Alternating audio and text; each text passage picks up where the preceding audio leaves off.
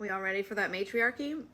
3 steps. 3 steps that if enough women do these 3 steps, we will have matriarchy within our lifetime. And if you haven't seen my other content, remember, matriarchy is not the inverse of patriarchy. Matriarchy is egalitarian. Matriarchy is leadership for the benefit of the collective, not just for the benefit of the leaders.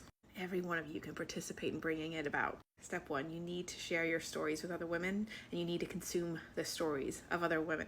This is where we take the experiences that we had individualized. We had made them our fault because I'm not a good picker of partners, or I let men treat me badly in the workplace, whatever. The stories that we take individual responsibility for, and instead we swap them because we see that they are systemic in nature. We swap out our self-blame for our own oppression, and we understand that this is a collective experience that we as women are having.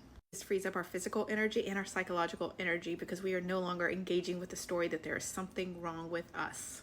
We take control of telling the story of who we are. Step 2, you've heard me say it before and I'm gonna have to say it again. We de-center men. If you are orienting your existence around a man, particularly a man who's not orienting his existence back around you, you are going to lose your light. You are going to lose your authenticity, and you're going to lose some self-trust along the way. And we need you in your power and in your light, and we need you to have enough time to contribute to this movement. And if your entire life is around making somebody else's life comfortable, you're not going to have that energy and time to give to the cause.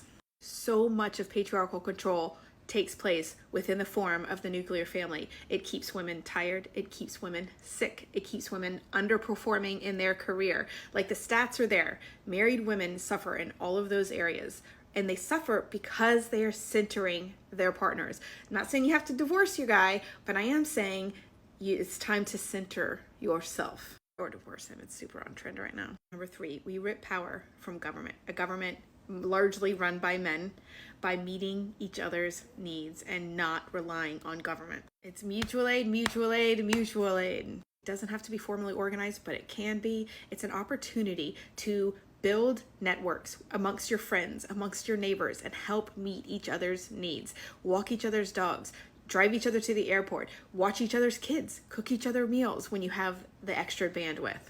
Hold each other up in your times of need. Fundraise for medical debt.